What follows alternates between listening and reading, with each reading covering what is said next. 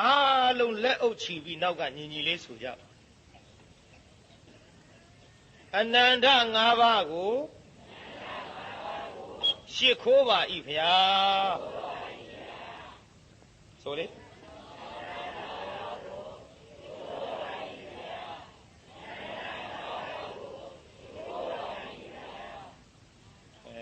ကြပါအနန္တ၅ပါးရှိခိုးပြီးတဲ့နောက်ဒီကနေ့တော့ဘုန်းကြီးတို့ဒုက္ခသစ္စာသည်ဆင်းရဲတဲ့အကျိုးသစ္စာတတ္တဝါတိုင်းရောက်လာတဲ့တရားနာပရိသတ်ကြီးပါဘုန်းကြီးတို့ပါဒုက္ခသစ္စာကတော့လက်ငင်းခံစားနေကြရဒီဒုက္ခသစ္စာခံစားနေရတော့ဘယ်သူကြောင့်ဒီဒုက္ခသစ္စာဆိုတဲ့အကျိုးသစ္စာရလာသလဲသမုဒယလို့ဆိုတဲ့အကြောင်းသစ္စာကြောင့်ခင်ဗျားတို့တို့ဒီဒုက္ခအကျိုးသစ္စာကြီးရဒီခန္ဓာ၅ပါးရလာကြတဲ့ကဘုရားကိုယ်တော်မြတ်ကပိစုပါဒနဲ့ခန္ဓာပြီးဒုက္ခလို့ဟောထားတော့ဓမ္မစကြာရွတ်ကြဖတ်ကြရကြနာကြဘူးတဲ့ပုဂ္ဂိုလ်တိုင်းသိကြတော့ဖြစ်သည့်အတွက်ဒီဒုက္ခသစ္စာရလာတဲ့အကြောင်းတရားကိုဒီကနေ့ပေါ်လွင်အောင်ဟောမှာဖြစ်သဖြင့်ဘုန်းကြီးပေးထားတဲ့နာမည်လေးဒီကနေ့ကြောက်ခဲလေးရဲ့ဘဝဆုံးရှာပြီဒေသကြီးဘာတဲ့တုန်းဒီနေ့ဟောမှာကြောက်ခဲလေးရဲ့ဘဝဆုံးရှာပြီကြောက်ခဲလေးဆိုလို့လမ်းပေါ်ကကြောက်ခဲမဟုတ်ပါဘူးဘာကြောက်ခဲဆိုတာတော့ခင်ဗျားတို့ပေါ်လာလိမ့်ရှင်မရတာဖြင့်ဟိုလမ်းပေါ်ကကြောက်ခဲမဟုတ်ရင်ဟောမိုးကုတ်ကထွက်နေတဲ့ယရနာကြောက်ခဲလားဖေမဟုတ်ဘူးပေါ်လာပါလိမ့်ကျွတ်တို့သုံးလောကထိုထားသဗ္ဗညုမြတ်စွာဘုရားသခင်ကိုရောမြတ်ကြီးသက်တော်ထင်ရှားရှိတော်မူစဉ်အခါတုန်းကဘုရားသာသနာတွင်မှမှီတင်းနေထိုင်ရတဲ့ရွာတရွာဆိုပါစို့အဲ့ဒီရွာမှာဒါပေမဲ့ကြောက်ခဲလေးရဲ့ဘဝဆုံးရှာပြီဆိုတာကျွတ်တို့ဒန္တာကြီးဇာလမ်းမဟုတ်ပါလုံးချင်းဝတ္ထုတွေကလည်းမဟုတ်ပါကာတွန်းဇာလမ်းလည်းမဟုတ်ဘူးပြိတ္တာတိပင်ဂုတ်တရပါဠိတော်၎င်းသောမနောရထပူရဏီအမည်ရှိသောအထကထာတာရထသင်္ဃဟတို့မှာဘုန်းကြီးထုတ်ဟောမဲ့ဇာလမ်းဖြစ်ပါတယ်အဲ့ဒီဘုရားသာသနာတွင်ရွာတရွာမှာညီကိုနှစ်ယောက်ရှိအကိုလို့သူကမောင်ကြောက်ခဲညီလို့သူကမောင်ကြောက်သေးညီကိုနှစ်ယောက်ရှိကြအမေနဲ့ဆိုတော့သားမိသားဖ3ယောက်သားမိ3ယောက်ပေါ့လေအဖမပါဘူးအမေနဲ့သားမိ3ယောက်နေထိုင်လာလိုက်ကြတာအကိုဖြစ်တဲ့မောင်ကြောက်ခဲကရိုးသားညီလို့တဲ့မောင်ကြောက်သေးကြတော့နည်းနည်းလေးဆန်းခင်ဗျားတို့ကျွတ်တို့ခေလဲပရိသတ်ကြီးအကြီးနဲ့အငယ်ဘသူကဆန်းတော့အငယ်ကဆန်းမှတ်ထားပေါ့ဆန်းရုံနဲ့မကဘူးအငယ်ကညစ်ပတ်တယ်ဘယ်လိုညစ်ပတ်တယ်လဲညီကိုအရင်ပင်မယ်လို့ညီညစ်ပတ်ရင်အကိုခံရတိုင်းရမ်းပြီးတော့မညစ်ပတ်နဲ့အကိုဘက်ကလည်းမြောက်ပေးမယ်လို့ရှိတတ်တယ်မြင်မလားဟိုရှေးတုန်းကညီကို2ယောက်သည်အဖေသေးသွားတော့အမွေခွဲကြတယ်ကြံရစ်တဲ့အမွေကစောင်းတစ်ထည်နဲ့နမတကောင်များစားပဲကိုကြီးရဲ့တဲ့ခုရှုံးမှနောင်ရှင်းအမွေခွဲမှညီလို့တဲ့ကောင်ကညစ်ပတ်စောင်းကြီးအလဲကောင်ကပိုင်းယူရင်စောင်းကြီးပြက်ယုံရှိမှခမည်းမလုံကျွန်တော်မလုံချုံမဖြစ်ဘူးသေးသွားပြီဒီလိုလုပ်ရအကိုကြီးကနေချုံပါတဲ့ကျွန်တော်ကစောင်းကြီးညချုံမရစေဘယ်လောက်ညစ်ပတ်စောင်းကနေအသုံးများသလားညအသုံးများသလားအဲ့တော့အကိုကြီးကခေါင်းငိမ့်နဲ့သဘောကောင်းတဲ့လူဆိုတော့ခွဲလိုက်ကြရောຫນွေကမေ့ပြောက်ဆောင်းတွင်းကြတော့အကိုကြီးဖင်တုံပြီဟ ဟာညီလေးငါဆောင်ပေးပါဦးဟာအိုးဘာဆိုင်တို့များခမရနေပိုင်တာအေးဟုတ်သားပဲပစိုးနဲ့ကိုရမနေ့မိုးလင်းတော့ဆောင်ကြီးလာဖို့ကိုကြီးရော့တယ်ဆောင်ဘာလို့ဘောတော့ကချွတ်ထွက်တဲ့ချိန်မှာငါရှိလာဖို့ထားခဲ့အဆင်မပြေဘူးနောက်နမကြီးအမွေခွဲကိုကြီးရဲ့တဲ့နမကြီးအလဲကောင်ကပန်းယူရင်လဲနမကြီးသေပြီးအမဲသားစားပြီးအရှိသဖြင့်ကျေးဇူးရှိမှာမဟုတ်ဘူးဒီလိုခွဲကြစို့နေရာပိုင်းပြီးတော့အကိုကြီးကနမကြီးရှေ့ပိုင်းယူပါတဲ့ကျွန်တော်ကနောက်ပိုင်းသုံးမရစီတေချာနားထောင်နော်ရိသကြီးနွားရှေ့ပိုင်းကအစာစားသလားနောက်ပိုင်းကအစာစားတာရှောက်မနေနဲ့အကိုကြီးနွားချောင်းခိုင်းနေရှင်းလို့နွားတို့ကဘယ်ကထွက်နောက်ပိုင်းကထွက်သူနွားတို့ညှက်တော့မဲအကိုကြီးနွားချောင်းခိုင်းပြီးတော့ခွဲကြရောဟာညီလေးနွားချောင်းဆိုတော့ဘာဆိုင်တို့မြခမရရှေ့ပိုင်းကစားတာဟာဟုတ်သားပဲနောက်နွားတို့သူကညှက်တော့ငါတိုက်ပါအောင်ဆိုတော့အိုးကျုံနောက်ပိုင်းကထွက်တာခမရသောက်ချင်ရှေ့ပိုင်းကဂျိုညှက်တော့အဲ့ဒါလို့ဆိုးွားခဲ့တဲ့ကောင်တနေ့တစ်နိုင်ကြတော့အကိုကြီးလို့သူတငယ်ချင်းတယောက်တွေ့မင်းပဲသွားမလို့လေဟာခမရနဲ့တွေ့တာလှဗျာကျုပ်လေမအားလတ်လို့ခမရအဖေသေးတုန်းကမရောက်မိဘူးညီကိုနှစ်ယောက်အဖေသေးပြီးတဲ့နောက်တင်းရှိကြရဲ့လားခမရအေးမတင်းတဲ့မဲဟာညီကိုချင်းဆိုတော့လည်းငါအသိခံရတော့ပေါ့ကွာလူကြီးဆိုတော့အတော်ဆိုးတဲ့ကောင်ကဲပြောသားမအောင်မြဒီလိုကွာစောင်းကြီးအဖေရှိတုန်းကအတူတူခြုံတာအခုအလဲကောင်ကပန်းယူပြက်မှာဆိုပြီးသူကညခြုံတယ်ငါနေခြုံတယ်ကွာအခုငါဆောင်းတွင်းဖင်တုံတာပေါ့အလွယ်ပါတယ်ဗျာမစားရတဲ့အမွေသဲနဲ့ပက်ပေါ့ခမရဟောမြောက်ပေးတဲ့လူရှိတတ်တယ်ကောင်းတဲ့ဘက်ကအိုးရွက်နေတာကိုစလုံးအကောင်းနဲ့ပိတ်လို့မရဘူးဗျအိုးရွက်ရင်စလုံးအရွက်နဲ့ပိတ်မှတဲ့တယ်အေးမင်းပုံလေးပတ်လေးနဲ့လှုပ်ဆောင်မအောင်ကွာဒါပေမဲ့ခမရကဘယ်ချိန်ပိုင်းငါနေပိုင်းရင်ဆောင်းလာပို့တဲ့အချိန်ကစပြီးတော့ရေအိုးတဲ့ရေအပြည့်ထည့်ပြီးတော့တနေ့ကုန်စိမ်များပါဖြစ်ဟာကောင်ဖြစ်ပါမလားအောင်မယ်ခရသနာသလားမသနာပါဘူးကွာမသနာပါဘူးငါမှမညာတဲ့ကောင်ဒီတိုင်းလို့အေးကောင်းပြီဆိုပြီးပြန်သွားအကိုကြီးရော့တယ်ဆောင်းထားခဲ့ဆိုပြီးရေအိုးတဲ့ရေအပြည့်ထည့်ပြီးတနေ့ကုန်နှစ်စောင်းချုံချင်းကြတော့လာပြီဟိုကောင်ကိုကြီးစောင်းရောအဲ့ဟိုမှာရေအိုးလက်ညှိုးထိုးဗျစောင်းမေးတာဗျအဲ့ဒီထဲမှာကွာနှိုက်ကြည့်လိုက်တော့ရေတွေနဲ့နစ်ဟာကိုကြီးခဏပဲနဲ့လောက်တာအားဆိုင်တော့ကငါပိုင်တဲ့ချိန်ငါစိတ်ခင်ဗျာကျုပ်ဆောင်လှမ်းရတာနဲ့ခြုံရတော့မှမဟုတ်မခြုံရကွာဟဲ့ကောင်နေတိုင်းစိတ်မှာကွာမင်းငါကြတော့မပေးဘူးငါပစိုးလေးနဲ့ကိုရကဲကိုကြီးအားတဲ့ဒီလိုတော့မလုပ်ပါနဲ့ဗျာတဲ့အဖေရှိတုန်းကလူတူခြုံရပါစို့အမဲစောင်းတော့တဲ့သွား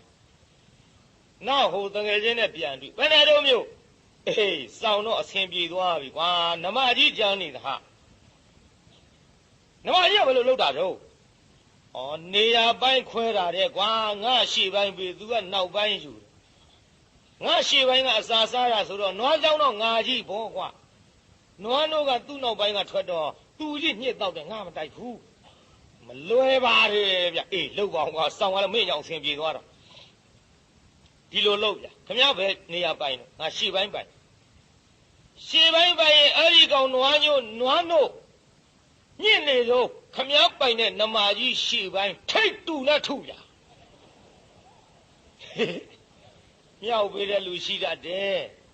နိုင်တိုင်းသိမ့်မဖိနဲ့ဟာကောင်ဖြစ်ပါမလားခင်ဗျာသနာသလားမသနာပါဘူးကငါဂျိုကညှစ်တော့ပြောတဲ့ကောင်ဒါဖြင့်ဒီတိုင်းလို့ဆိုပြီးမှားလိုက်တော့အိမ်ပြန်ရောက်တော့ဟိုကောင်နွားနုညှစ်တော့မှာနွားနုညှစ်တာခင်ဗျားတို့မြင်မှုပါတယ်တချို့တကားတွေကိုယ်တိုင်ညှစ်ဖူးပါတယ်ခွက်ဒူးနဲ့ညှလို့လေတရှုံနဲ့ရိုင်းနဲ့နွားကျွတ်တို့ရင်နဲ့နွားဒီတိုင်းညှစ်အဲ့ဒီလိုတရားနာပရိသတ်ကြီးဟိုကောင်နွားနုညှစ်တော့ခွက်ကြီးဒူးနဲ့ညှဒီကတူကြီးနောက်ကနေဖွဲ့ယူသွားကိုကြီးပဲတော့ဘယ်မှာဟုတ်ပါဘူးကွာထူသေးဘူးညှစ်မှထူ Now who can learn one Nimalu Kaila, Namaji take two net child, Quando cannot. Liga, go to Kalabana. Hey, Valley of Madunga, not by any young to the Lali Malumana. Me, no, I don't know. No, I know type by also the command she rang us, Sardis, who we do. Not you near Tali Valina. Do you know some salu? Pella di Tuamaruha. Lali Mumalumana Yakaya. Kai, Gujia, and Noanule at Turu Taujavazu, Noale at Turu Javazu, or Pisidunga Lupo, or dead or Yada Nisoda Nipasemi. Nerelu, go, my love Yezaji. No, a go on no more who bought Gidelu Nipatalashi go. Never go a Nigerian look. Davidi Mialo up him, G. Aku, Jokela, you. Jokega. Neneli, Majuda. David Malo, you that Mount Jokela, a ain't on beauty. Either you do that, ye ain't on view. Shimia, Yoda Luga, ye ain't on view, the love here, Mamin. Luyo, then I must see the education, Jamayo. Tadam Bazoo, my same channel, the gay son of Bad Lion. The Jida Posy, the same channel. Out there, the Jividi Duruale, the Gana Jida. Tell of your Zibare. Posy Macanilo, Shimhiado goes to Jodo Posy, Machane. Put choose him, Manamia, Bazuma same channel. My love only beyond it. Lo out, I shall my lotte. Mashawian Diamond, Bazoo Jip. Gee, Diana Vidaku. Erilo, Shuzare Mojoke, a now beautiful, Duro and Ludi out do the bo. Do love Yezaji. A go Maya and Yilo de Luye, lay out Shidavi, Duruya and me. Yilo Nilage. Mojoke adore and is in a tingle toya. Tingle to the a nigger raga. Mount Jaldene, Magine. Mount Jaldene, Magine. Nizin, never time out to Mamia Laro. Yoya, oh. Oh, Piegaji Chinlines ha to Taro of it. A ye be ordered. You are the other made a Chinese do have a few to the Gomadia, a year to a year beyond as who told thee. Guy, a year beyond thee. Ojin Taro by the Rujaji. Ojin T. Georgian Taro. The review wale Lugiri. G. Taja. Me malonging a Daria, Longbima. Nilu, Luera Mofu. Piano Lugiria Kuke Bibi Tarabare. Matavu. Yoshin is Waji. Yoshin Ea Jodu the Kaji Wood. A melo deliver the Mira Nico go Gapi Shota Light, a melo Payago to Duamalo, a beer target. Me malonging a Matavu. London Junior Jama Amali Pisiega Belu, Gonying Amalu, Kinyajing, Pass, I know that. Ha, Goyo Gaya Lodo, with the Jinzon at Wego, Lungari, Pamadi, Miyaji, and a Lugiri, a bit. Near Te Conchara ran it, Nagida, the Rabo at Saint Chin, Conchara ran it. I say thou ran it, my love Yedaji. Guy, gee, a Kudiana Yedaji. Ojin tea, so the Gedu. Mayine man, never time Amia Laro. Diana Yedaji, Maja, the ball. Gilo Mayina Ma Piro Lagere Kesa Mount Joe captured a Goji Madishabe, be a Lavida. Mavivella Nela. Nanera Tuda Mima Tuda let Dumadi. Diganero Majilo Deluga, Maku, yours.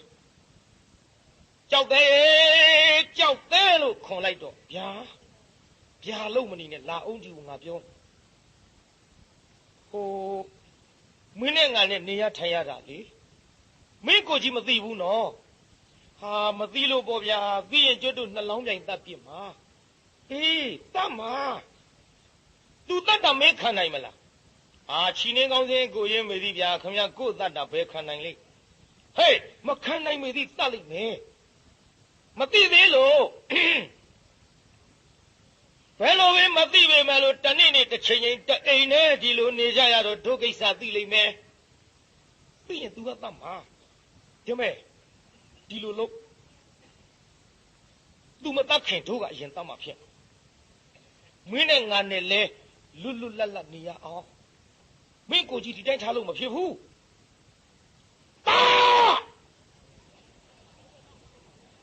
ခိုင်းပြီပရိသတ်ကြီးအဲ့ဒီလိုတတ်လို့ခိုင်းလိုက်တော့ကြောက်သေးလက်သီးကြစ်ပါအောင်ဆိုဟင်မိမရုပ်ကြီးမိမကောင်းမှတ်ချီနှင်းကောင်းစဉ်အကိုရင်းကိုအသက်ခိုင်းတဲ့မိမရောက်ခရပေပြီးတော့လက်သီးနဲ့ထိုးမလို့ကြိတ်မလို့လို့တော့ဟေးကြောက်သေးအောင်မဲမင်းလက်သီးတွေပါဒီဆုံးလို့ငါ့ကိုမင်းထိုးမလို့ကြိတ်မလို့ပေါ့လေဟေးဓမ္မငါပြောတာနားထောင်စားမင်းအတွက်ငါပြောတာပါဒီလိုဆိုရင်ဖြင့်ကြောက်သေးငါမှားတယ်ပဲထားပါတော့ကွယ်ကိုင်မသတ်ချင်ရင်လည်းနင်းနိုင်ပါတဲ့တော့ငေါ်လုံးလေးနဲ့မျက်နှာချိုသွေးပြီးတော့လာခဲ့ရမှတရားနာပရိသတ်ကြီးဟောနောက်ရက်ကြတော့မောင်ကြောက်သေးမကြီးလို့သူကအကတ်မခံတော့ပရိသတ်ကြီးအကတ်ခံရလားတို့လေးဖြေကြငါအိတ်ချင်ဖြေနော်ကြဲလောင်လေးပရိသတ်ကြီးမောင်ကြောက်သေးကိုမကြီးလို့သူအကတ်ခံသေးရလားနလန်နဲ့ထားဆရာကောဆေးတို့တော့လွတ်သွားပါဒီလိုအကတ်မခံတော့တရားနာပရိသတ်ကြီးမောင်ကြောက်သေးနည်းနည်းဆင်းရဲသွားဟေးမင်းဘယ်တော့ဟောဗျာဘယ်တော့မေးနေရသေးလားကျုပ်ခမရှိလာတာလေဟေးမလာနဲ့ကွယ်မလာနဲ့ကြောက်သေးရဲ့အိုးဗျာခမကြီးမင်းအိုးဗျာမလုံးနဲ့တော့မင်းငါနာမကနဲ့နော်ဒီတော့ဘုန်းကြီးကပါးစပ်နဲ့ပြောနေတာခမတို့အဲ့ဒီနှစ်ယောက်မျက်စိနဲ့မြောင်မှန်းကြည့်စမ်းဟာဗျာခမကြီးဟေးမင်းဟာရမလုံးနဲ့မကနဲ့နော်မကနဲ့မင်းဗျာမဗျာနဲ့သွားမကနဲ့ဒီမှာရင်တော့ငါခိုင်းတာမှန်သမျှအကုန်ရအခုလေမင်းအကူတပ်ပါဆိုတော့မင်းမရပဲကိုကွဒီမှာကြောက်သေးသွားငါနားမလာနဲ့ဆိုတော့မောင်ကြောက်သေးအပြင်းမဲ့ထွက်ပြီးတယောက်တည်းအတော်လေးစိတ်ဆင်းရဲသွားမှိုင်းရင်စဉ်းစားကြောက်သေးအကိုအသက်ခိုင်းနေပြီအလေမင်းကလည်းမင်းပဲလောကကြီးမိမတွေပေါ်သားနဲ့အကိုရမယားကိုမှမှားမိတဲ့ကောင်ဆိုတော့သူပြောတာလည်းဟုတ်တာပဲတရားကောင်းမလားတမယ်လို့អော်လိုက်တဲ့အခါမကြီးကြတော့ထွက်လာတတ်မလဲငါကြံခံနိုင်ယူလားကွမိမဖြက်ပြေတောင်ပြက်တာဟေးကြောက်တဲ့မင်းလူတယောက်ငါအကြံမအောင်ဘူးဆိုတော့မိမဖြက်ပြေပြက်ဆိုတဲ့စကားဟာပြက်စီးသွားမှာပေါ့အစင်ဘိန်းတက်လိုက်ရအောင်ရေနစ်ရဝါကူတာကောင်းတယ်ဆိုပြီးထွက်လာဟေးကြောက်တဲ့ခင်ဗျာမင်းမိုင်လာကြီးလားကွမိုင်ဆိုဗျာခင်ဗျားကြီးကကျုပ်ပေါ်အရင်လိုမှမဟုတ်ခဲနဲ့မင်းကငါပြစ်တင်မလို့လားငါကအရင်လိုမဟုတ်ဘူးဆိုတော့မင်းကအရင်လိုဟုတ်ကဲ့လားကွမင်းကခိုင်းတာမှမရပဲကိုစဉ်းစားပါကြောက်သေးရဲ့တနေ့နေ့တစ်ချိန်ချိန်ကိုဒုက္ခိစ္စမင်းအကူကြီးမသိမရှိဘူးသိလာလိမ့်မယ်သိလာရင်ဒုက္ခပေးလာလိမ့်မယ်ကွဒါကြောင့်ငါပြောနေတာနော် မင်းအတွက်ပြောနေတာငါအကြောင်းထူးတာမဟုတ်ဘူးဗျာဟုတ်ကဲ့တတ်မယ်ကျုပ်တတ်မယ်ဘယ်လိုတတ်ရမလို့ရေးသားကြီးတတ်တော့မတဲ့အကိုကိုရေးသားကြီးညီလို့သူကအကိုဘာလို့တော့မှကာမသတ္တိဟဲ့ညီငယ်နှမငယ်တွေမှတ်သွားကြကာမရဲ့တတ္တိဆိုတာလူသားရဲ့သည်ကြောက်ကြလားဟဲ့ခိုးရဲ့သည်တိုက်ရဲ့သည်လူရဲ့သည်မှတ်ထားကြသိချာကာမနဲ့ပတ်သက်ပြီးမြောက်ပေးတဲ့သခြင်းတွေကလည်းလောကအတော်ပေါ်ဘူးလားပြိဿကြီးပေါ်တယ်နော်အင်းဦးလောက်ဟိုသခြင်းတစ်ပုတ်ရွှေဘုံကြီးပေါ်စံကျင်ဘူးတဲ့တဲ့အုပ်အပြက်ကလေးထဲမှာကပြိဿကြီးမေးအောင်ခင်ဗျားတို့မှန်တဲ့တိုင်းပြောသားမှာရွှေဘုံကြီးပေါ်နဲ့တဲ့အုပ်အပြက်ထဲဘယ်နေရာနေခြင်းငါလည်းရှာမပေးနိုင်ဘူးကွာကြာနော်ရွှေဘုံကြီးပေါ်နေခြင်းကြတာဘောဘယ်သူကတဲအုပ်အပြက်လေးတဲ့နေနိုင်ပါမလို့ဒါပေမဲ့လို့ရွှေဘုံကြီးပေါ်နေရပေမဲ့လို့ကိုချစ်တဲ့သူနဲ့မနေရရင်သေရတာကမြတ်တယ်လို့ဆိုကြသည်တဲ့အိုအပြက်ကလေးတဲ့နေရပေမဲ့လို့ကိုချစ်သူနဲ့များမျက်နှချင်းဆိုင်ပြီးထိုင်ကြည့်နေရရင်အမလီထမင်းမစားရဘဲနဲ့ဗျိုင်တူငတ်သေးခြင်းသေပါစေပျော်တယ်လို့ဆိုကြသည်မှန်ရလားဒီတာတတိထားပေါ့လေတတိထားပေါ့ကာမတတ္တိဤတဲ့ဟိုသချင်းတစ်ပုဒ်ကရှိသေးထမယေကိုအတုတောက်ရစေတော့ဆိုတာဆိုဘူးလားဟိထမယေဆိုတာတောက်တာပဲကောင်းပါရေးထားတဲ့သချင်းကတော့ထမယေကိုအတုရရစေတော့ရက်လို့တော်ပါမလားပြိဿလူဆိုတာတောက်တာဟိပြိဿကြီးထမယေမတောက်ဘူးလားတောက်ဘူးတယ်ဒိုလည်းတောက်တယ်အပုတ်နိုင်တယ်ထမယေတောက်ကြခွေးတွေကများငါစိတ်ဆိုးမလားမသိတောက်ကြထမယေဆိုတာတောက်တာရှာနဲ့ကုန်းရက်သလားဇွန်းနဲ့တောက်ဒါကြောင့်ထမယေအတူရက်ရစီတော့ဆိုတဲ့သချင်းလေးပြင်လိုက်ရင်ကောင်းထမယေကိုအတူတောက်ရစီတော့ဒီလိုဆိုရင်ကောင်းမလားတောက်တာကောင်းပါတယ်ရက်လို့ရတယ်နောက်ကအရှည်ကြီးထွက်လာရင်ဒုက္ခမြောက်ဝေးတဲ့သချင်းတွေနဲ့ပတ်သက်ပြီးတော့ပြောပါတယ်စာရေးတဲ့လူတွေအပြစ်တင်တာမဟုတ်ပါဘူးပြိဿဒီတဲ့ဟိုသချင်းတစ်ပုဒ်ကရှိသေးအမလေးကောင်းဝင်ကဖိုးရွှေလာကြီးလှမ်းမေးတဲ့သူချစ်သူများတွေ့ရင်တဲ့ပြုံးယုံလေးပြုံးပြလိုက်ပါမဟုတ်ပါဘူးဒီလာကြီးကပြုံးယုံမကလို့ဖဲပြတော့အဲ့ဒီကောင် तू သိမလားလို့ကာမတတ္တိထင်ပြီးထင်ရပေါ့ကျွတ်တို့လည်းအဲ့ဒီထဲပါဝင်ပေါ့ကာမတတ္တဝါတွေဆိုတော့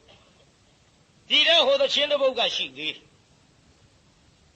သူချစ်သူပဲရှိတော့ဖားကလေးသွားမေးပြောလိုက်မယ်ဖားလေးကကွက်နဲ့ဒီကောင်နေဖားမေးလို့ပေါ့ငါပဇွန်လုံးသွားမေးတဲ့ချင်းနဲ့ဟိုရင်းညှက်လွတ်လိုက်ချီမနော်ကာမတတ္တိတွေကာမတတ္တိဆိုတာဒီတိုင်းပဲပြိဿအဲ့ဒီကာမတတ္တိပြင်းထန်လာတော့အခုမောင်ကျောက်သေးကအကိုလုံးသူကိုတတ်တော့မရဲတတ်မယ်ဆိုပြီးဟောမင်းတာဖြင့်ရောရဲရင်ယူသွားမြစ်စိတ်ကစောင့်မင်းအကိုကငါပြန်လာရင်ရေချိုးကောင်းလျှော်လွှတ်လိုက်မယ်ရေချိုးကောင်းလျှော်လွှတ်လိုက်လို့မြစ်စိတ်ရောက်တဲ့အချိန်ခါမှာရဲတင်းနဲ့သာမင်းအကိုရဲ့လေဘင်းပိုင်ချလိုက်တော့ခိုင်ရဲဆက်ကြီးအဲ့ဒီနေရာမှာတရားနာပရိသတ်ကြီးမောင်ကျော်သက်ထွက်သွားမြစ်စိတ်ကစောင့်ကတစ်ပင်ရင်းကနေပြီးတော့ရဲရင်ကြီးနဲ့စောင့်ပြန်လာပြီးကြောက်ခဲထင်းစီကြီးထမ်းလို့ကဲနဲ့အရင်တော့ကထွက်မကြိုတဲ့မိမဒီကနေ့သူ့လင်သားမောင်ကျောက်ခဲကိုထွက်ကြိုသည်ပြေသာရင်တော့ကကြိုရလား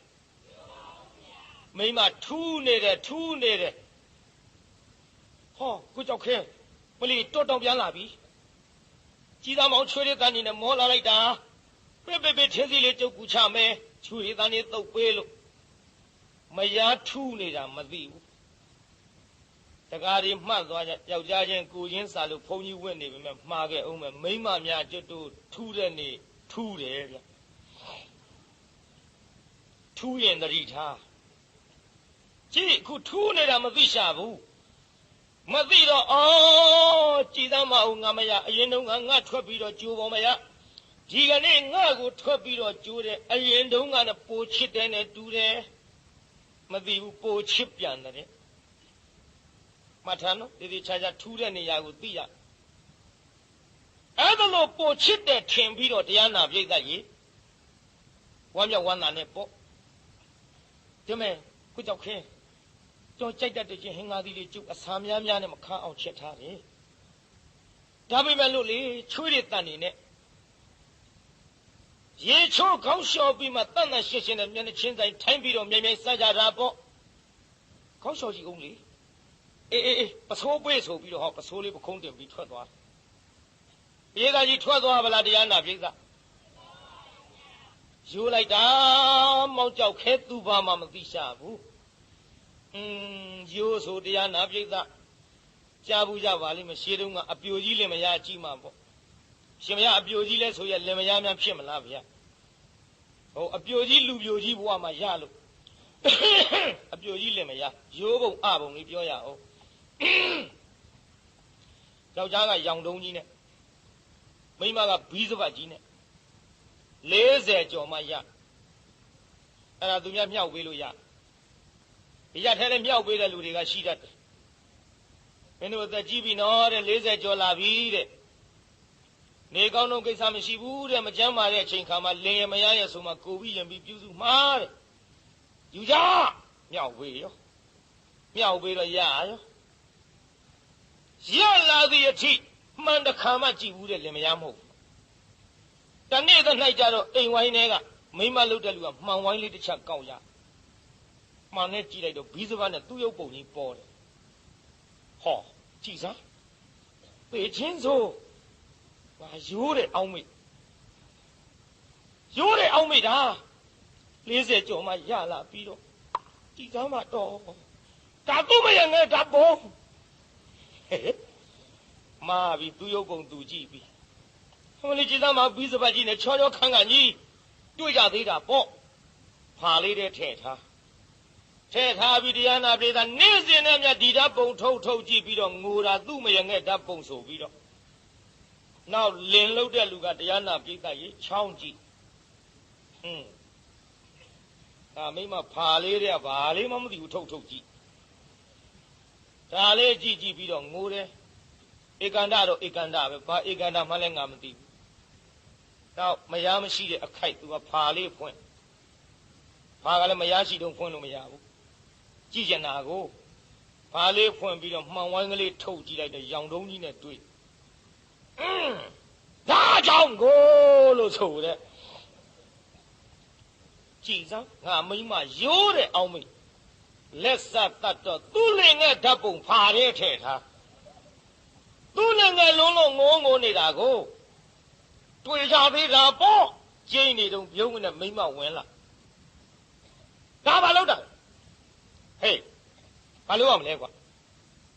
မင်းကိစ္စမင်းမသိဘူးကျုပ်ကိစ္စဘာတော့လုံးမနေနဲ့ကြင်မကြည့်စမ်းမိလင်ငယ်ဓာတ်ပုံအောင်မယ်သူကတပြန်ကြီးပြောရတယ်အဲ့ဒါတောင်းမရင်ငယ်ဓာတ်ပုံမိလင်ငယ်ဓာတ်ပုံနှစ်ယောက်ဝေးမိမကပေးဘူးလူကြရောလူရင်ယုံရင်ကုတ်ရင်ဖွဲ့ရင်နဲ့ဓာတ်ပုံလေးကဘေးထွက်သွားတော့မိမလုတ်တဲ့လူကဓာတ်ပုံကောက်သူတို့ဓာတ်ပုံထင်းနေတာပေါ့လေမှန်ကိုပဲဓာတ်ပုံထင်းနေတယ်လင်မယားတော့ဒီတိုင်းမထားဘူးတော့ဆရာဘုန်းကြီးသွားလျှောက်ဟေးမသွားနဲ့သွားမယ်သွားခြင်းသွားပေါ့မိလင်ကဓာတ်ပုံအဲ့ဒီဘုန်းကြီးပြမေ့ရင်ရိုက်သွားငါနောက်ကလိုက်ခဲ့သွားမယ်ဆိုပြီးကြောင်းသွားလင်ကနောက်ကဘုန်းကြီးဗျာဟဲ့ဘာတို့ဒီလင်မယားမျက်စိမျက်နှာမကောင်းနဲ့ရဖြစ်လာကြပြီချင်းတယ်ကြည့်ပြီးတော့သူတတ်လာတယ်ဗျာဘာလို့တတ်တာတော့အရှင်မယားတပည့်မကောင်းဘူးဗျာတူလေးလာပြီးတောင်ပြောင်းတော့ပြောနေဟုတ်တယ်ဗျာရှင်မယားတပည့်မရငယ်ထားတယ်ဗျာ40ကျော်မှဟဲ့မဟုတ်လားမဟုတ်ဘူးဗျာဘာကွာဟုတ်တယ်ဗျာဒီကောတဲရှုံးနေပါလားမဟုတ်ဘူးဟုတ်တယ်တ တပည့်တော်မယငဲ့ဓာတ်ပုံမဟုတ်ဘူးဗျသူလင်ငဲ့ဓာတ်ပုံဟုတ်တယ်ဗျမင်းတို့ကတဲရှုပ်ကိုကတယောက်ကမယငဲ့ဓာတ်ပုံတယောက်ကလင်ငဲ့ဓာတ်ပုံဟဲ့ပေးသားဆိုပြီးဘုန်းကြီးယူကြည့်တယ်ကရုံးကြီးနဲ့တွေ့မိုက်ပါဟာနင်တို့လောက်အားတယ်လင်မယားလောကရှိမထင်ပါဘူးတဲ့အားတယ်လင်မယားမယငဲ့ဓာတ်ပုံလင်ငဲ့ဓာတ်ပုံမှမဟုတ်ဘူးဒါပြန်တော်မူသွားတယ်ငါဆရာဘုန်းကြီးပုံဟာ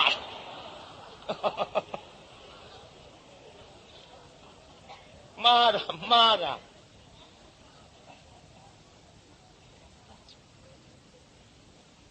အမလေးဘုန်းကြီးကမှန်ဝိုင်းလေးချပြီးဖင်ထောင်းရှစ်ခိုးတာဆိုပဲပြိဿရှေးတုန်းကတော့လူရိုးတွေလည်းရှိတယ်ဘုန်းကြီးရိုးတွေလည်းရှိဒါပတိခုခေတ်လည်းဘုန်းကြီးအသက်ရွယ်ကြီးတဲ့ဘုန်းကြီးတွေရိုးကြရှာပါတယ်ဒါကြောင့်လူကြီးတွေလည်းတရားပွဲရောက်လာတော့မှားလဲအောင်ဖေကြီးမေကြီးတို့ခမရတို့ကအသက်ကြီးပြီသူတို့ခေတ်စကားတွေဘာမှနားမလဲဘူးရမ်းမသုံးကြနဲ့အသုံးမှားနေအောင်မယ်ရှိသေးတော့ရိုးတဲ့နေရာကထွက်သွားတယ်ကျုပ်လည်းဇက်ထုံမျက်ခြေပြတ်လိမ့်မယ်ရဲတဲ့နဲ့သွားစောင့်ဒီကလည်းတရားနာပိဋကပစိုးလေးပခုံးတင်ပြီးတော့မယားလေးရဲ့မျက်နှာမျက်စိတွေကမထွက်တဲ့ရောင်ပေါ့လေသူစိတ်ထဲထင်းနေမယားလေးပြောတယ်အသံနာတွေကမထွက်တဲ့ရောင်တကယ်မထွက်တာမဟုတ်ဘူးဟဲ့တော့ရောစိတ်ထဲကဆွဲလန်းပြီးတော့မြစ်စေရောက်တော့ဆံမင်လေးဖာယာချပြီးတော့ခေါင်းလျှော်လိုက်တော့အမလေးမယားလေးမျက်နှာကရေစမှလေရေထဲမှာတုံပြုံနဲ့တုံရောပေါ်ပြိကဆံမင်လေးချလိုက်တော့ရေလေးကလှုပ်တဲ့အထဲမှာသူ့မယားမျက်နှာအရိပ်ကလေးသူ့မျက်စိထဲမှာမြင်နေတဲ့ရောင်တကယ်မြင်တာမဟုတ်ဘူးဟဲ့တရောင်မှတ်ထားဦးစိတ်ကထင်တာဝိပဿနာသားတွေပေါ့စောစောကဟောခဲ့တဲ့အတိုင်းပေါ့တချို့ကတရလွန်ပြောကြတယ်မလီသူခန္ဓာကိုယ်လေးငါမျက်စိတွေကမထွက်ဘူးတဲ့လူတစ်ကောင်လုံးမျက်စိတွေကမထွက်ဒီမျက်စိဟောက်တော့ထွက်သေးမှာပေါ့ထင်တာဒီလိုမယားကလေးမျက်နှာပေါ်နေတဲ့ရောင်ထင်းပြီးတော့ကြည်နေခိုင်းတရားနာပြိတ္တကြီးညီလို့သူကရဲရင်းကြီးနဲ့နောက်ကလာတဲ့ပြီးလေပင်စင်းချလိုက်တာဆိုကြတော့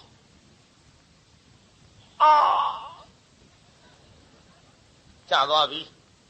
ဒီရငိုချင်းချရမနေနဲ့အသက်တောင်ဘယ်ထွက်ရမှမသိ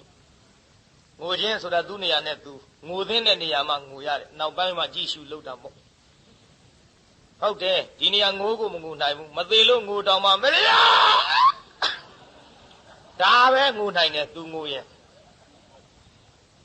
သွားရောလည်းပင်ပြတ်ကြသွားဒီနေရာပဋိစ္စသမုပ္ပါလေးဝင်ကြည့်လိုက်စမ်းပါဗျဇာတ်ထုတ်တယ်ပဋိစ္စသမုပ္ပါလေးဝင်ကြည့်လိုက်စမ်းပါဥပါဒံမြ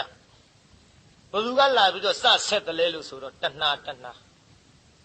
အဲ့ဒီတဏှာကိုဘယ်သူကကူးပေးလိုက်တာတုံးဆိုတော့ခမည်းတော်စောစောကဟောခဲ့တဲ့ဝေဒနာမယားလေးမျက်နှာပြုံးရွှင်နဲ့ပြောလိုက်တာကိုမြင်ခဲ့တော့သူ့စိတ်ချမ်းသာတယ်ထင်းတော့ဒုက္ခဝေဒနာမယားလေးတို့တာဗလီဗလာနဲ့သူ့တတ်ဖို့ပြောပေမဲ့လို့တတ်ဖို့မထင်မဲနဲ့မသိရှာတော့ငါချစ်ရှာတယ်မယားဗလီဗလာပြောတာပါပေမဲ့လို့သူ့နားထဲကမထွက်တဲ့ရောင်ထင်ပြီးတော့လာခဲ့တော့မယားအတန်လေးကြားလို့စိတ်ချမ်းသာတော့ဒုက္ခဝေဒနာဝမ်းမြောက်တော့သောမနတဝေဒနာပေါ့အဲ့ဒီဝေဒနာကဘယ်သူဆက်တယ်လဲဝေဒနာပစ္စယတဏှာပြိဿကြီးဘယ်သူဆက်တယ်တဏှာဆိုတာပါလေတရကိုကောက်တော့လောဘတိလောဘလိုချင်တာလောဘတဏှာဆိုလို့မိန်းမတယောက်ကယောက်ျားတယောက်ကိုလိုချင်တယ်ယောက်ျားတယောက်ကမိန်းမတယောက်ကိုလိုချင်တယ်အဲ့ဒါလောက်တင်တဏှာမမှတ်နဲ့စားချင်တယ်သွားချင်တယ်ကြည့်ချင်တယ်မြင်ချင်တယ်ပြောချင်တယ်ပါချင်တယ်အကုန်လုံးအဲ့ဒါတဏှာကြီးအဲ့ဒီတရားနာပိဋကကြီးတဏှာကိုဆက်ပေးလိုက်တော့ဒီတဏှာကတဖြည်းဖြည်းရင့်တန်းလာတော့တဏှာပစ္စယဥပါဒနာဆိုတာဘယ်သူလဲလောဘတဏှာဆိုတာလဲလောဘနှစ်ခုဖြစ်နေလို့မျက်စိမလဲနဲ့တဏှာလို့ဆိုတဲ့လောဘကအနုဥပါဒလို့ဆိုတဲ့လောဘကရင့်သွားပြီ အမှန်တော့လောဘကိုအနုအယင်ခွဲထားဥပါဒံဆိုတာပြင်းထန်သွားပြီအဲ့ဒီဥပါဒံကဘယ်သူဆက်တယ်လဲလို့ဆိုတော့ဥပါဒါနပစ္စယဘဝဆက်ဒီတည်းဥပါဒံကဘယ်ဆက်တော့ဘဝဆက်ပုံလေးနားထောင်ကြည့်မိမဆွဲလန်းတဲ့စိတ်နဲ့သေတော့ဟိုဘက်ဘာသွားဖြစ်တယ်လဲလို့ဆိုတော့တသမိန်ခေဟေ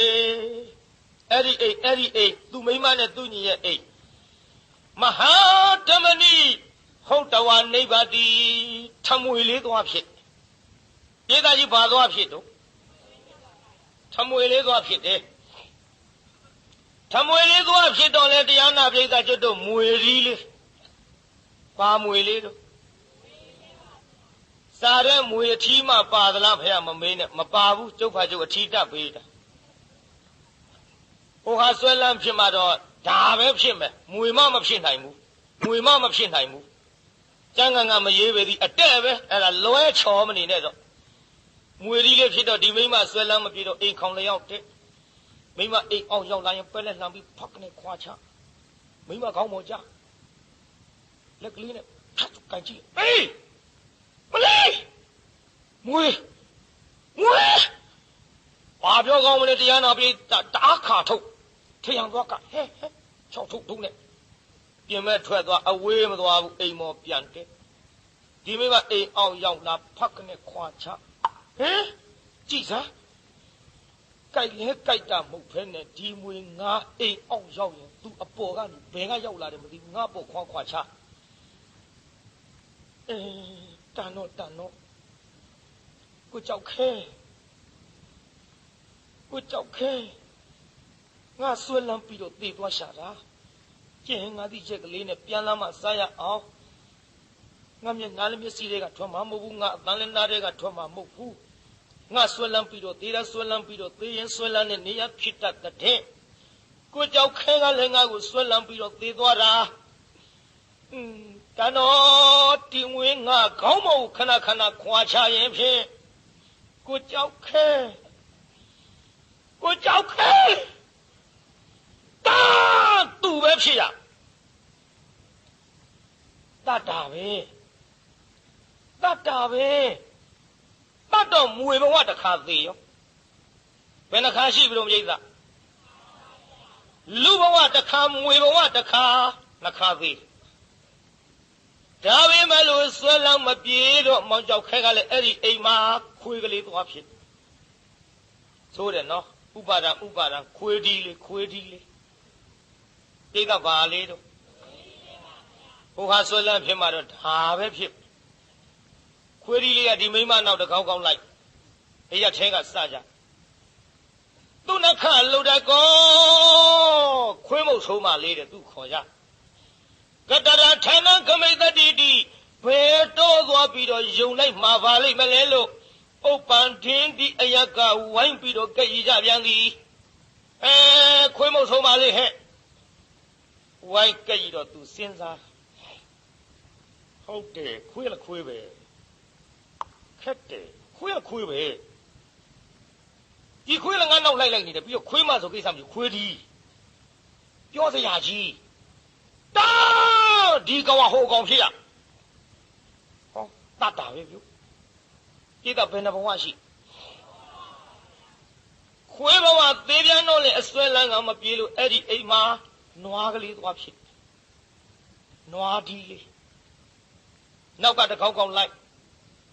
ဒီလိုနောက်ကတခေါက်လိုက်တော့အရက်ကဟဲနွားကြောင်သမားလေးဘယ်စကြက်သွားကြောင်းမှာပါလိမ့်ဝိုင်းစကြလှောင်ကြပျောက်ကြဟုတ်တယ်ဒီနွားလည်းငါနောက်ကြည့်လိုက်နေတာပဲပြောစရာကြီးနွားဒီဆိုတော့အခဲတာဒီကောင်ဟိုကောင်ဖြစ်ရတတ်တာပဲပြုဘယ်နှစရှိဆိုကြည့်သားမမကြီးနဲ့မလင်ကိုတလေးဇတ်တိုင်အောင်ပဲဘယ်နှဇတ်တော့ဘယ်နှဘဝတော့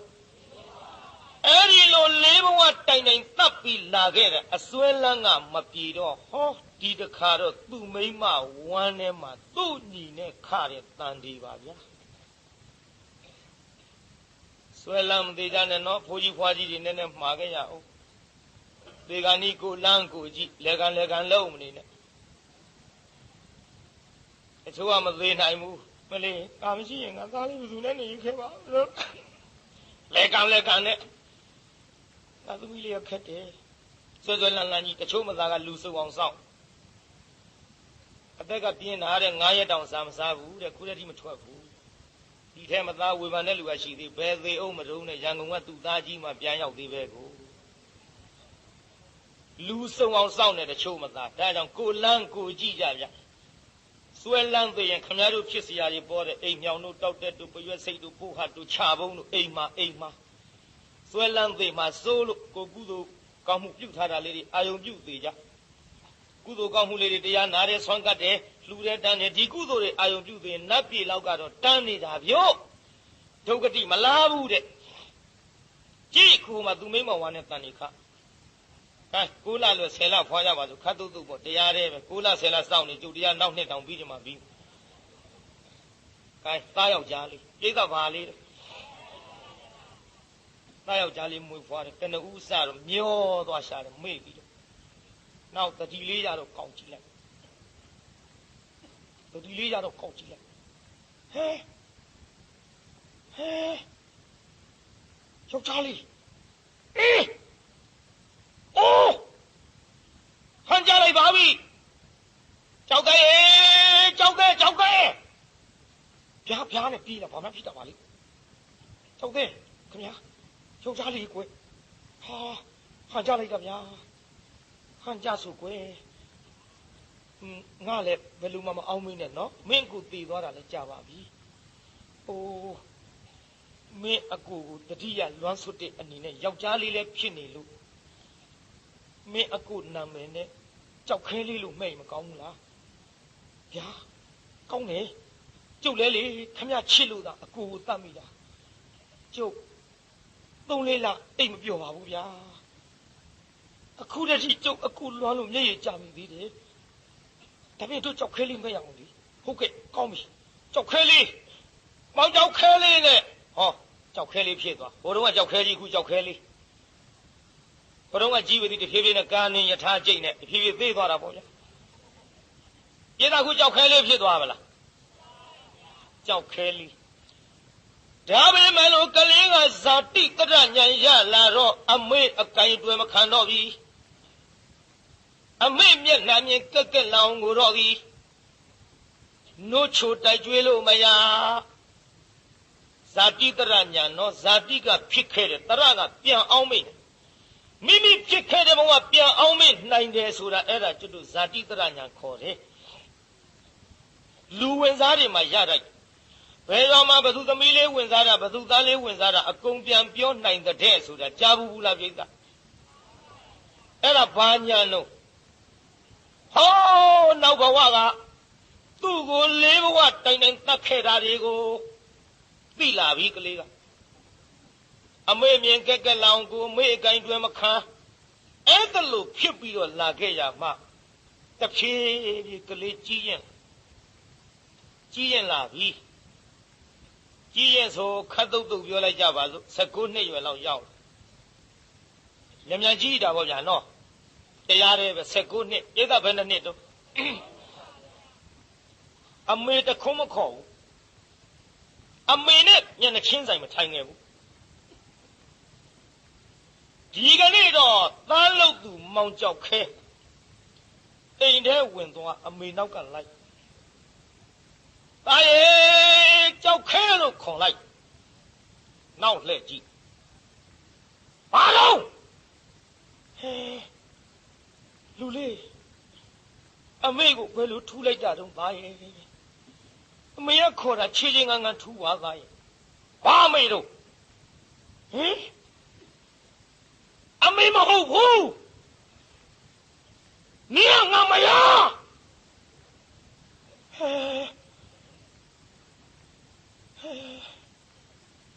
လူလေးသားရဲ့ဘယ်လိုပြောလိုက်တာတော့သားရဲ့လူကြားလို့မကောင်းပါဘူးအမေကိုမရလို့ဆိုရသလားသားရဲ့အရာထဲကလူတွေကြားလို့မကောင်းပါဘူး ကောမရပဲတာရဲ့ရက်စက်လာကြီးလားတာရဲ့ငါသားအမေကိုမွေးကျေးဇူးတွေဆက်တော်တာလား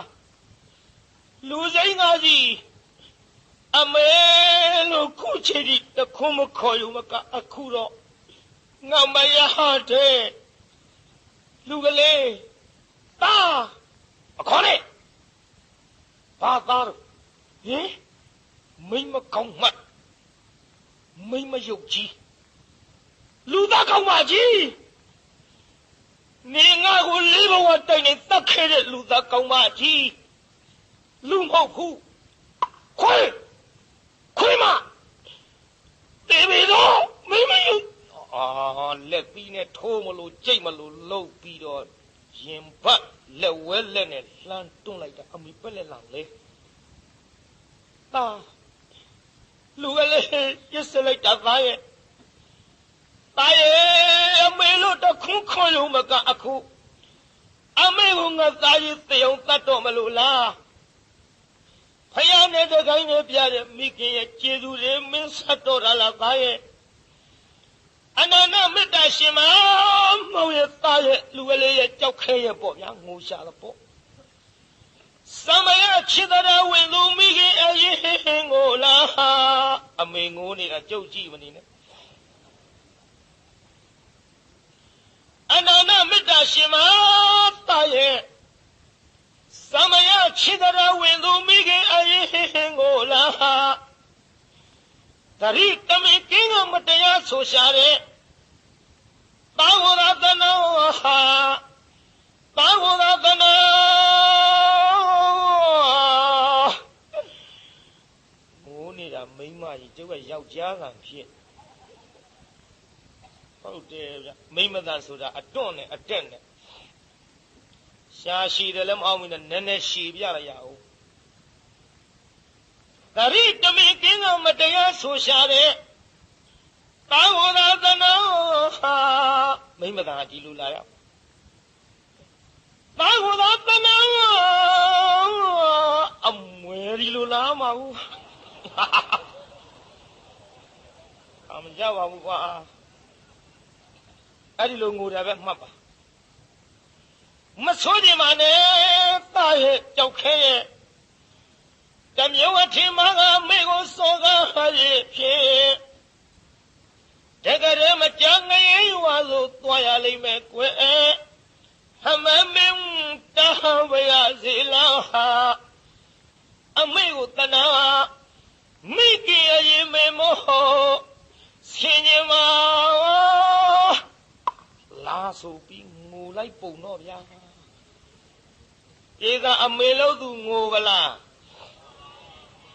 ငိုယုံမကဘူးမျက်စိကလေးမိတ်ပြီးတတိလစ်သွားရှာလှုပ်တော့ဟာ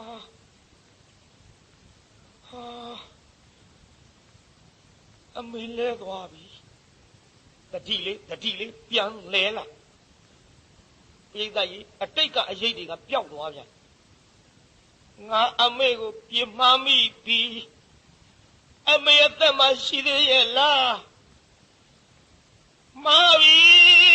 ကြောက်ခဲမင်းမှာပါဘောလားရဲ့လို့တအားပြေးပြီးတော့သူ့အမေလဲပင်အောက်လက်ကလေးရှိုး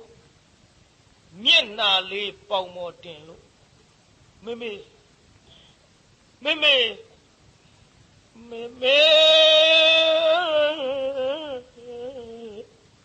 မပွဲတဲ့ဆိုဒီတိုင်းနေမှာမဟုတ်ပွဲတဲ့ဆိုရင်ဟဲ့တားရဲ့ပြစ်ကိုလေမေခွန်းလို့လိုက်ပါမယ်ပြစ်မှားလေသမျှအမေကကြည်ရင်လေကျူးလွန်မိတဲ့ဝစီကံတွေမေသားကိုခွန်းလို့ပါလားပါတယ်လို့နေရောကြီးဆိုမှဖြင့်အာရပါလားဆိုစမ်းပါမေတားရဲ့ပြစ်ကိုလေမေခွန်းလို့လိုက်ပါမယ်ပြစ်မှားလေသမျှအမေကကြည်ရင်လေကျူးလွန်မိတဲ့ဝစီကံတွေ မေမေသားကိုခွန်းလို့ပါလားမလေးအခုမှစီးကြိုက်ဝါကြိုက်ဖြစ်လာ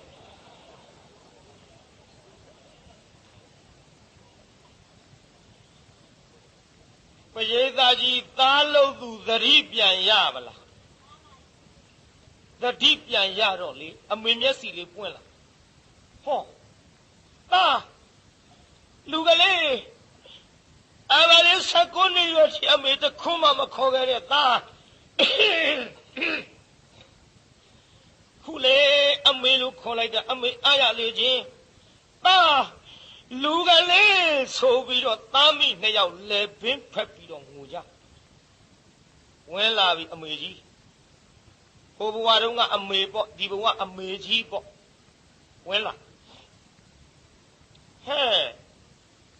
နင်တို့သားအမိဘယ်လိုဖြစ်ကြတာတို့အဖွားကြီးကို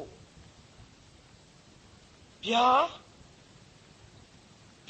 ဆိုပြီးတော့အမေရင်ဝင်ထဲကပြေးထွက်ဒါအမေမဟုတ်ပါဘူးဗျာဘဝဟောင်းကအမေကိုမြင်လိုက်တော့အတိတ်ကအရေးတီပေါ်လာဗျာမိတရားနာပြိဿဒါအမေမဟုတ်ဘူးသူကလေကျုံမရ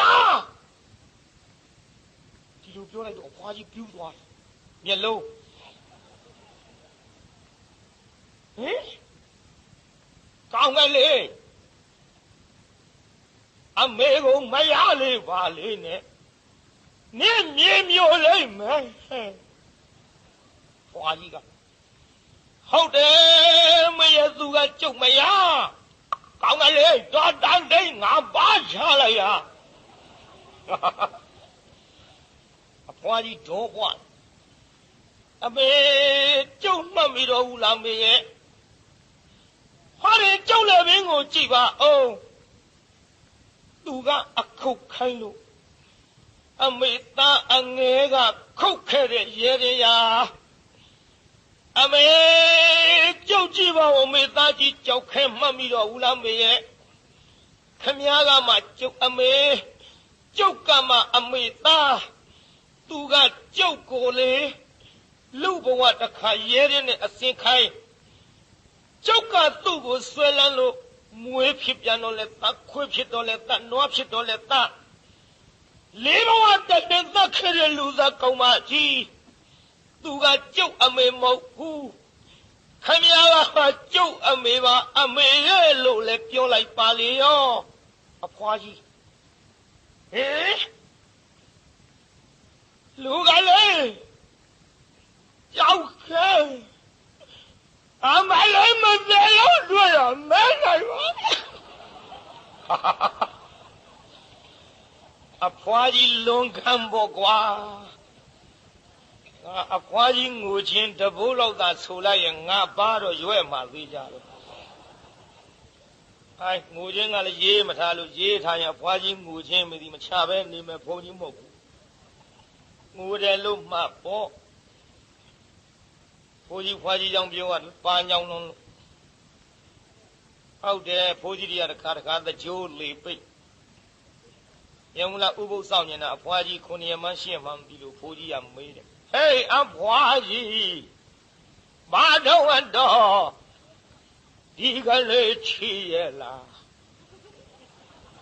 တဲချင်းတော့နင်းငါချစ်လို့ယူထားအသက်ကြီးမှာပါ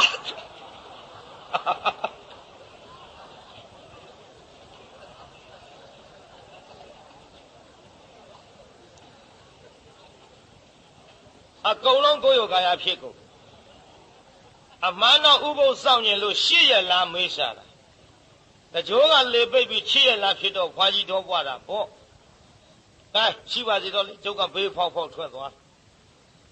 ဒီတော့မှသားရဲ့တားပြီးမဲ့လို့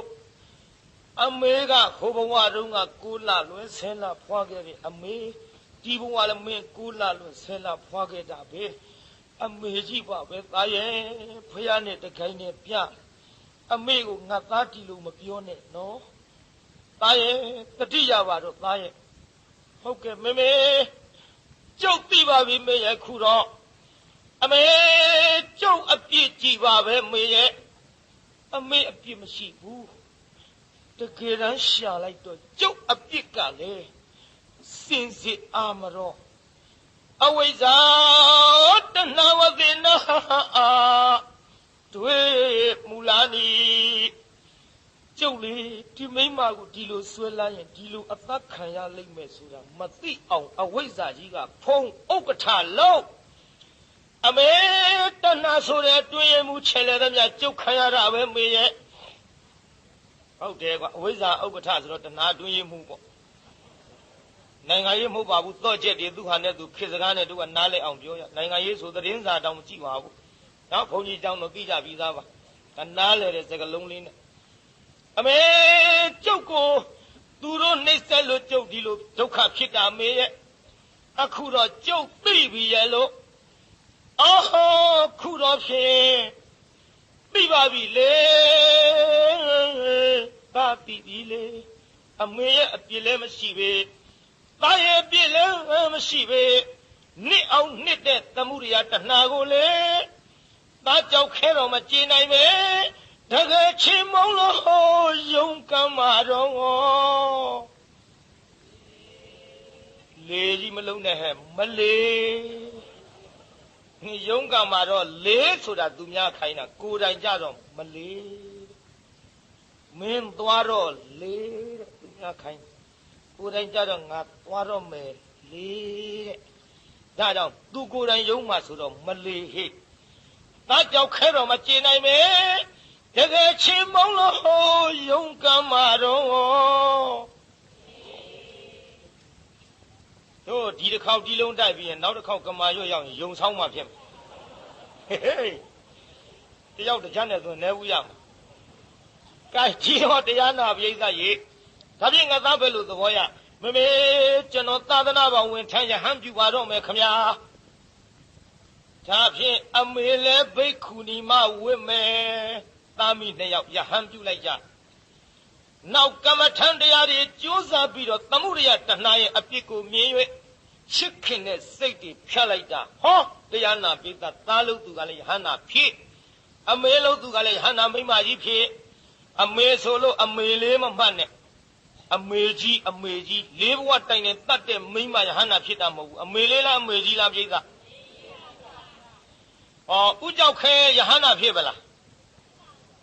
ယေသာကြီးဥကြောက်ခဲယဟန္တာဖြစ်တော့နောက်ဇာတိအတိတ်တဖန်ပြန်ရပါဦးမလား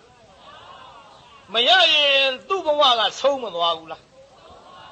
ခမည်းတော်ကလူမိုက်တယောက်သေးတော့လူမိုက်ကြီးတယောက်တော့ဘဝဆုံးရှာပြီတဲ့ဆုံးသေးဘူးဗျဟိုဘက်ဘာတွေဖြစ်အောင်မှမသိဒီကြောက်ခဲကမှယဟန္တာဖြစ်တော့ဒီဘဝနောက်ပိတ်ဆုံးဇာတိပြတ်သွားသဖြင့်ကြောက်ခဲလေးရဲ့ဘဝဆုံးရှာပြီဆိုတာနိဗ္ဗာန်ရမှာဘဝကတကယ်ဆုံးတယ်သဘောပေါက်ရလားပြိဿကြောက်ခဲလေးဘဝဆုံးရှာပြီဆိုတာသဘောပေါက်ပလားအခုဥကြောက်ခဲယဟန္တာဖြစ်ပလားဥကြောက်ခဲလို့ပဲမှတ်ပါတော့ဘွဲတွေပါတွေပေးမနေပါနဲ့တော့ဘွဲပေးနာမည်ပေးရလဲတဲလွယ်တာမဟုတ်ဘူးတချို့ဖေနဲ့မေနှစ်ယောက်စလုံးနာမည်ပါအောင်ပေးဖေကမောင်လှအမေကမချောသားလေးကြတော့မောင်လှချောဆင်းကိုပြေလို့ဖေမေကနာမည်ကောင်းမှဖေကကိုခွေးမေကမခွေးဆိုရင်လည်းခွေးမဲ့ဖို့ရှိတချို့ကြအဖေကကိုခွေးမေကမဝက်သားလေးမဲ့ရင်ခွေးဝက်မိဘနှစ်ပါးနာမည်ကောင်းမှပါအောင်မဲ့ရတယ်။ကဲတရားနာပိဋကကြောက်ခဲလေးရဲ့ဘဝဆုံးသွားတာကိုဒီကနေ့တော့အစနေ့မို့ဒီညနေမဲ့12နာရီကျော်သွားပါပြီ။မနေ့ဖြင့်ကတပည့်ခါဇတ်ထုတ်အစ်စ်ဘုန်းကြီးခေါ်ပါမယ်။ကဲအားလုံးခဏလေးပြီးခံပြီးတော့ဆိုလိုက်ကြပါဦး။ပြန်နာပေါ့ဖြည်းဖြည်းပေါ့လှုပ်ရအောင်မလုပ်ပါနဲ့။တာဓုခေါ်ပြီးပြန်နာပေါ့။တကဘာလုံးမှမြတ်တတာချမ်းသာကိုစိတ်မြဲပါစေအားလုံးကိုယနေ့ကကြွရောက်လာကြတဲ့တရားနာပရိသတ်ကြီးချမ်းသာကြပါစေဘာပြောတာတို့ကျုပ်ကြတုနာဆရာတော်ဘုရားလည်းချမ်းသာပါစေတောင်ပြီးမထွက်ဘူးနော်ဘုန်းကြီးပို့တဲ့မေတ္တာကပိုက်ထဲထည့်ပြီးဘုန်းကြီးတော်ပြည့်မထားခဲ့ကြပါနဲ့အားလုံးကိုယနေ့ကကြွရောက်လာကြတဲ့တရားနာပရိသတ်ကြီးကျမ်းမာကြပါစေ ကိုင်းအိမ်ပြန်ပို့ကြပါစို့အတ္တခေဟေပြောသမျှဟောသမျှတွေကသဘောမကျပဲအပြစ်တွေးခဲ့လျင်ခြေရင်းနဲ့ဖုံမုံစိတ်တွေပြစ်ပြသေးသည်သောမိမိတို့အင်္ဂါဌာနသို့နိဝတ္တတုသီခံရသာပြန်ကြပေတော့နိဝတ္တတုမေတ္တာရေပခါဖြောင်းလိုက်မယ်ပြစ်ပရာတွေဝေးရကမြန်းစီရောခြေသာဆွေကလျှံပြီးကိုစိတ်နှဖျားချမ်းသာစွာဖြင့်မှန်စွာမနေသာဓုလေးခေါ်ပြီးအောင်တောင်းမနေနိုင်မဲနဲ့ပြန်ခြင်းလုံးလို့လှုပ်လှုပ်ရွရွလှုပ်နေတဲ့ဟာတွေညက်ဆောင်တော့ထိုးတော့မှထင်တယ်ပြန်မာလေတော့ပြန်ညစေကုန်သတည်း